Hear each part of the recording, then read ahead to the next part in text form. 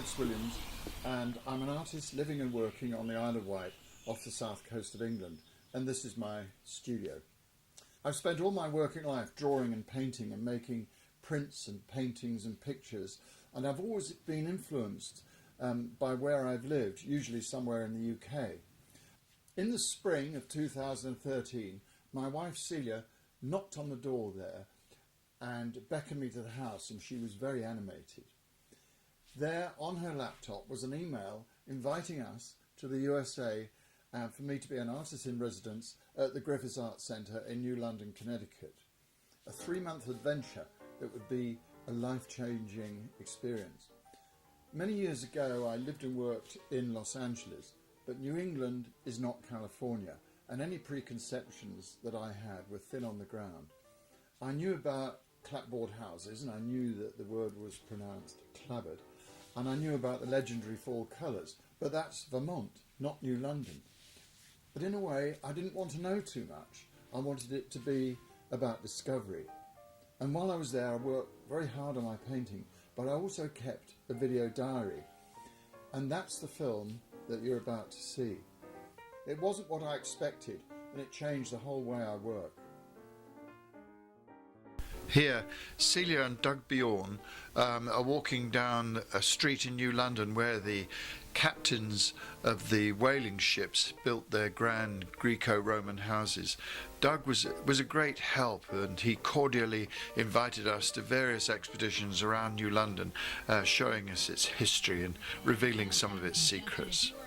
Towards New York, very slow from New Haven all the way into the city, 395 north and south. You are slow as well. 85, very congested. The Griffis Art Center, housed in an old mansion here in town and in the carriage house, has been operating for 25 years. There have been artists from all over the world, and many of them have achieved some fame. Hello, I'm Sharon Tripp Griffis, founder and director of the Griffis Art Center in New London, Connecticut, in the United States. It has been my passion and my pleasure to be hosting artists for close to 25 years now. We'll be celebrating our 25th anniversary in just 2 years. The Griffis Art Center was founded as a nonprofit organization in the United States to host artists from around the world. Although we've had a few Americans, it's primarily artists from other countries. We've had visual artists, poets, playwrights, screenwriters, directors, curators, and in some cases musicians who have joined us here in London.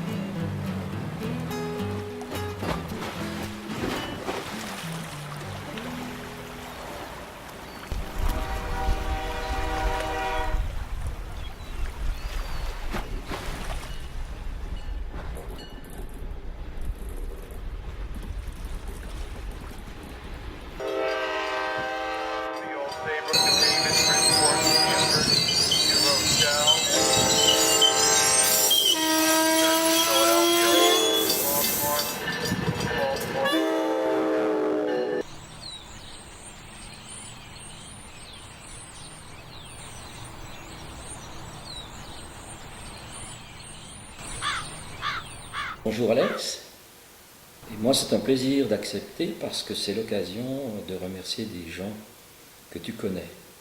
Parce que comme toi, j'ai été artiste en résidence au Griffis Art Center entre 1993 et 1994, 20 ans déjà. Bravo Sharon. Et je voudrais encore remercier un gars vraiment important.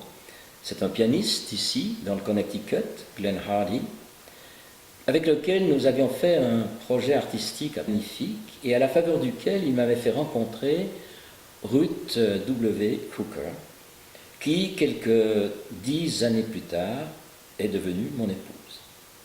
Voilà. Alex, je te souhaite le meilleur pour ton film et je te remercie.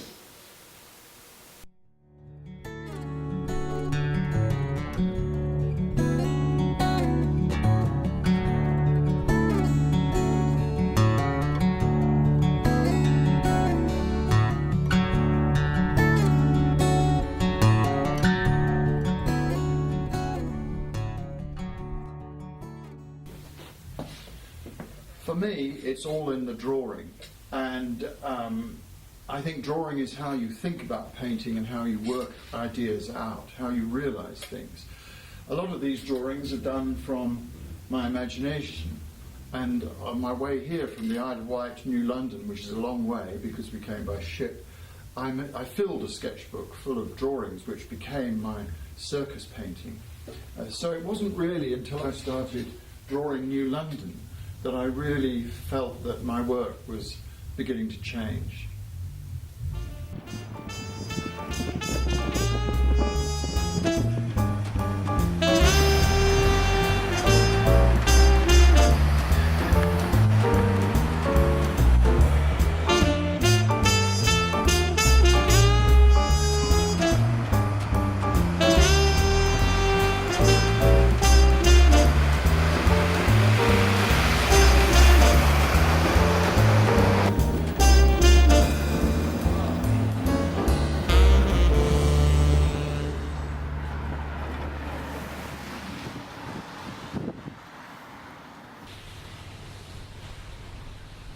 In more recent years, New London continues to be an important shipbuilding area, now nuclear submarines at General Dynamics Electric Boat.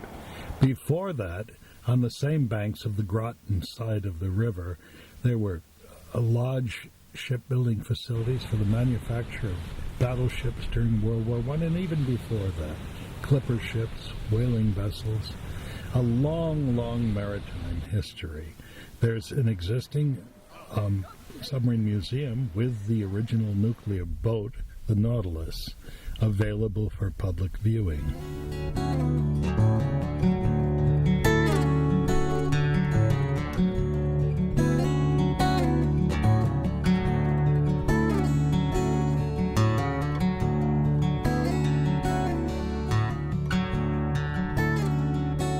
really didn't know what to expect when we came to New London.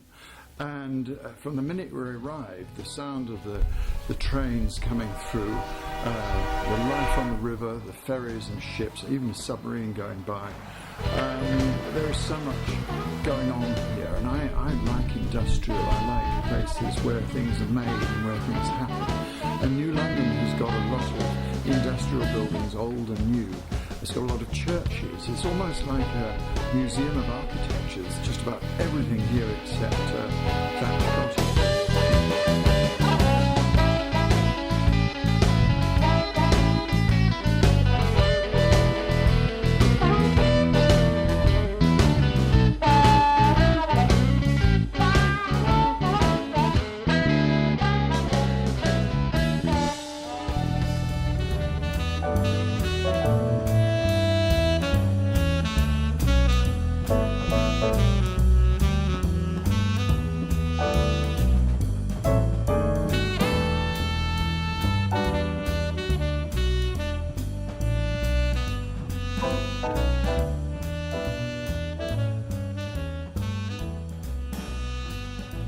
St. James's Church is one of the older churches in New London. The present building was built in the middle of the 19th century and includes several really nice Tiffany windows.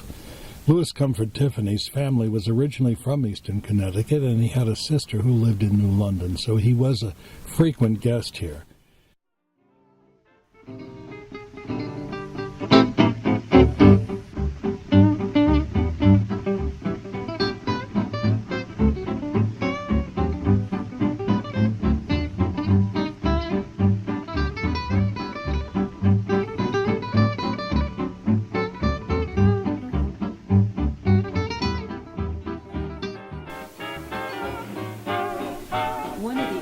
things is I've been asked to speak about the Griffis Art Center as an institution.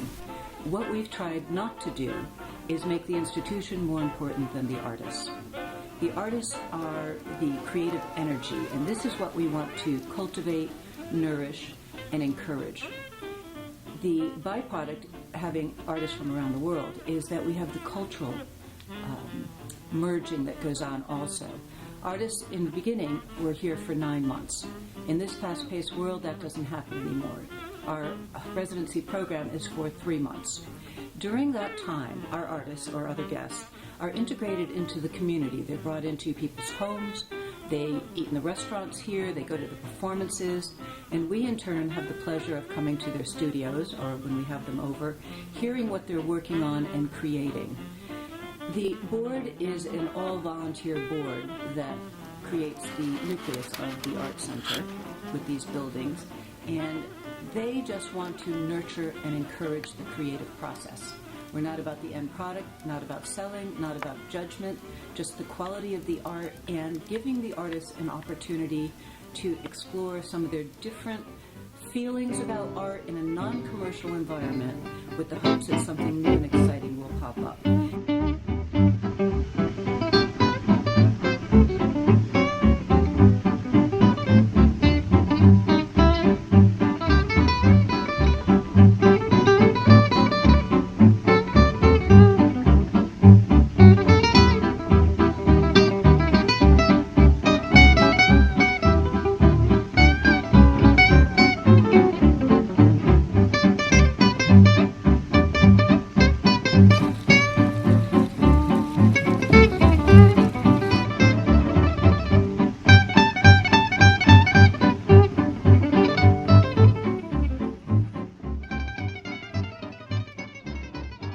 This is Hockney's portrait of an artist, and it's a very flat kind of description. Kid underwater, man looking down. I'm sure you're familiar, well, you know the painting, we talked about it, but in it there's a man in his 30s, say, in a red coat, and he's looking down at a swimming pool, and there's a boy swimming in his underwear underwater, and there's a great amount of tension in the painting, I think, which is what I'm trying to capture in the poem. What will he say when his friend bursts into air and the severe light of California sets on his forehead, turns his eyes Egypt? We're late, what have you done to me? Or to himself, why have I done this to myself? And the swimmer struggling toward some blur of red crystal, becoming a man against the desert sky, what does he hope? What are his chlorine dreams? Will he splash the dry patio? Will his friend bend for a kiss? We hold our breath, cry. So that's it.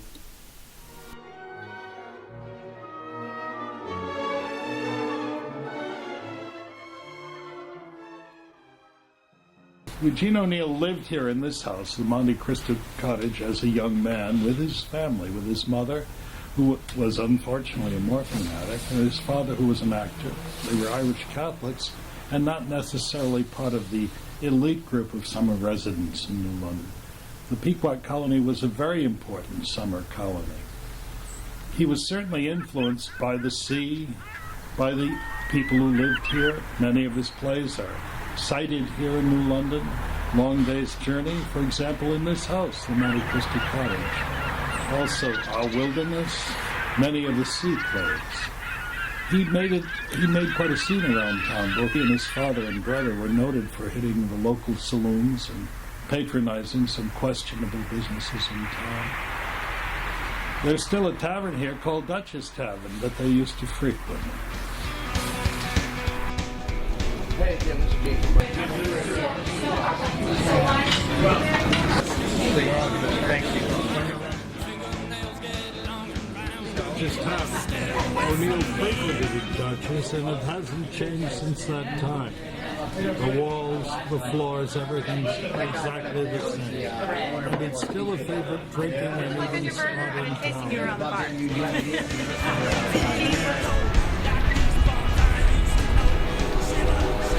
Hey, Tim, this is Jason, about 33. I just got a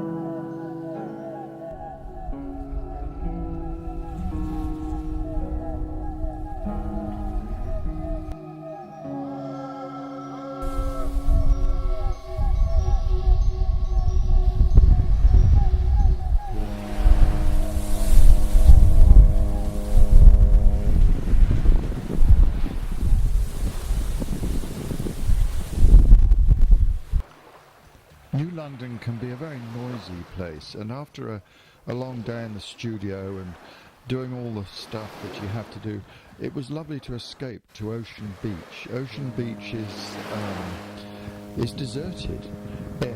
There are osprey nests, eagles circling overhead, water birds on the beach. It's the sort of shoulder of New London. It's where New London meets the ocean, and it's where the ferries and ships come in and out. And as well as some grand houses on the beach, there are restored buildings. And I found it very inspiring, really, and it's sort of abstract architecture by the sea, which is very special.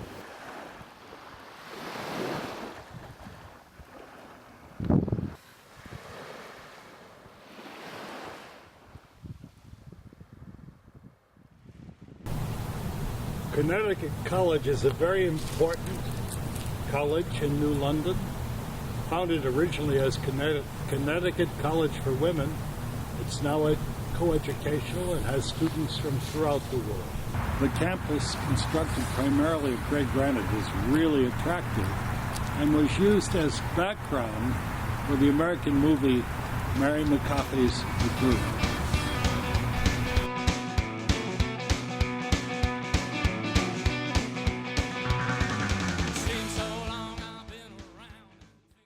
Lyman Allen was a whaling entrepreneur. His daughter Harriet Allen left money for the construction of this museum for the benefit of the residents of New London. The Lyman Allen Museum is currently showing an amazing collection of whaling pictures. But for me, it's this extraordinary collection of vast sailing ships.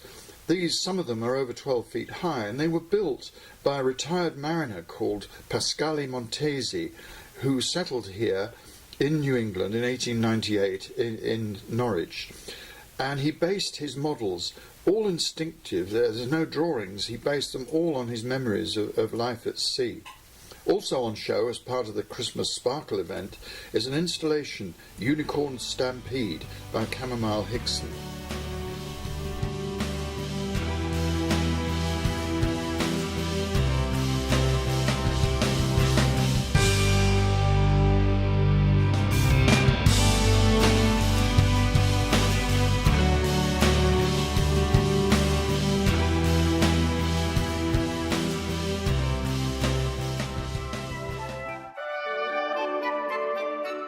New London reminds me of Donaghadee, a small seaside town in the north of Ireland where I used to spend my summers as a child. And they've many things in common. They're both port towns, and they're both towns that received people. For many people coming to the north of Ireland, Donaghadee was the first town they saw.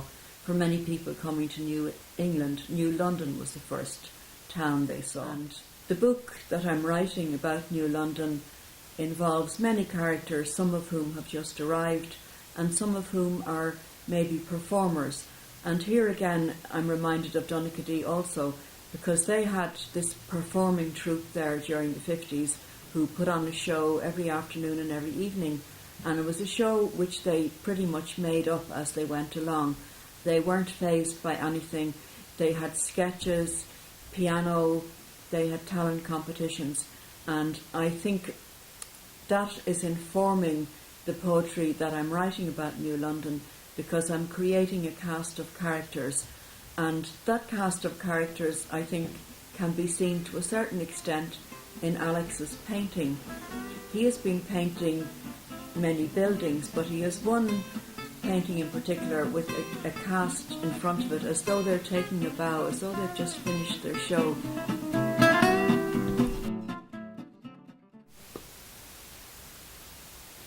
This poem is in a sequence that I've written about the time I used to work with Irish travellers when I was a teacher, and we used to write a lot of poetry, often about people, there were poems of grief and love poems also. This is a poem of grief. For my uncle. Kathleen's uncle has died of cancer. He was 49, old enough for a traveller. She wants to write a poem in his memory. We set to work, saying how much she loved him, how much she'll miss him, how we used to make the copper buckets, and who'll make them now. Kathleen can spell most words. She went to primary school for 4 years and to secondary for a few months, until the day she got fed up being called a knacker and told she smelt, and went up to the highest window in the school and threw all her books out and her school bag and her school jumper and told the nun where to shove her school. Her poem is such a hit at the campsite that night that when she comes in the next day she reworks it, making versions for my son, brother, father, grandfather, cousin. We put each version in a plastic cover to keep safe from wind and rain the words she has given her family's grief.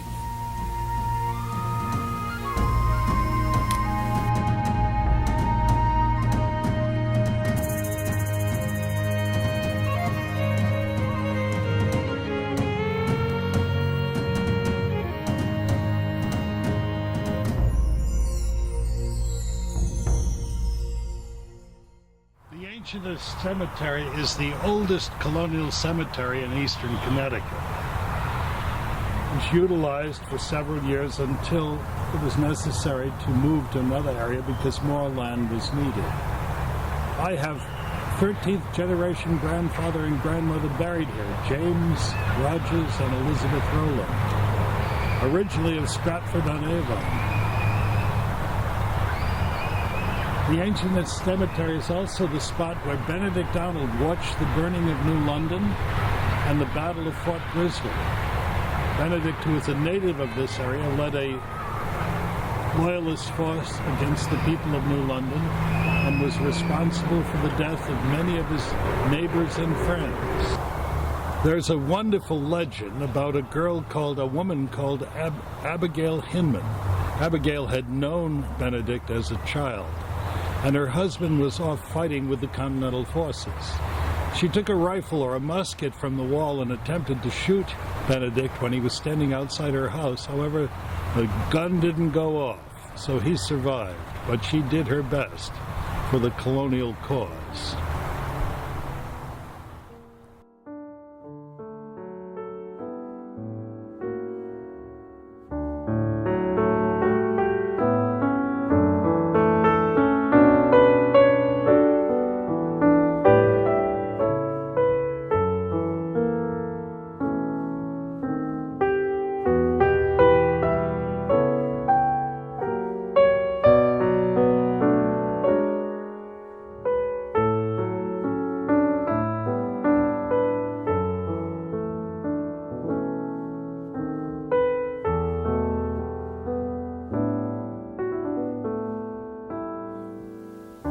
The old cemetery is close to the Art Center studios, and inspired by Doug's family history, I went there and made a drawing.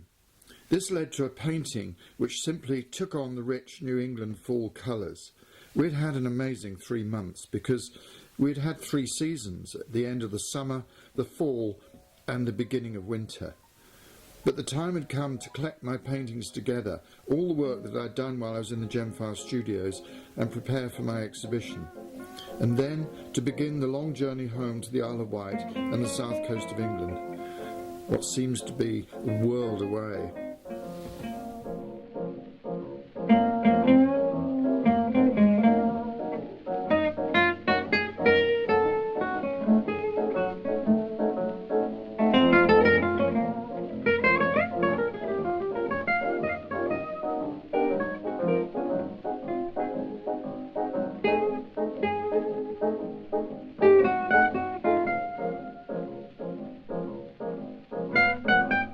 And I have to say, with this current residency that's coming to an end in 2 days, and I'll be very sad about it, both Alex Williams, our current visual artist, and Celia Dufresnier, our poet from Ireland, have had what I consider a very fulfilling residency program, in that they saw changes in their work that they liked very much. And that doesn't always happen.